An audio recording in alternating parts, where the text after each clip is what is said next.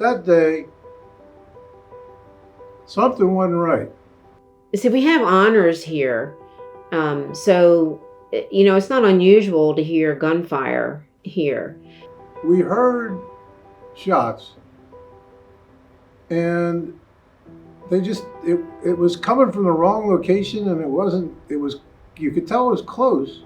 Steven was the closest to the situation. I grabbed my phone, and I didn't want to take my eyes off of him to try to call 911. So I turned back to my fellow employees and said, "Somebody call 911." And at that time, the assailant while he was running, turned over and looked at me. He didn't turn towards me. He just turned his head and looked at me, and then turned back and kept running. And he ran into the wood line.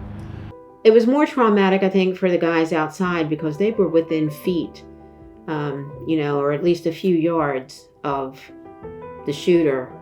From here, you can only see partway into that tree line. And at that time, he might have been able to see me, but I couldn't see him.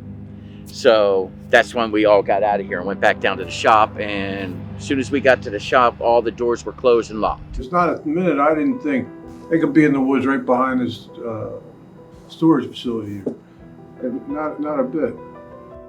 I think they deserve to be recognized just for their everyday activities. But when you're faced with an incident like this, it goes above and beyond.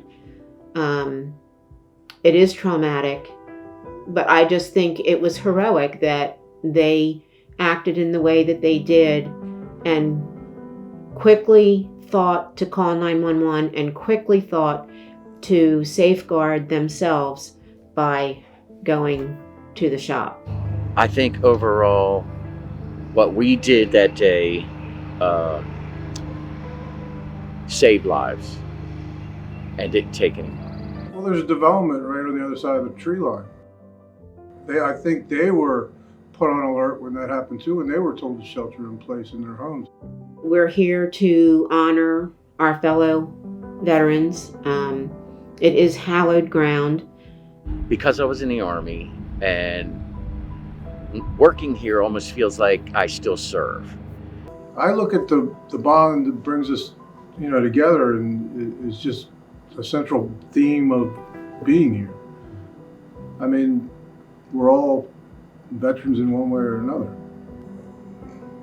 This is part of us.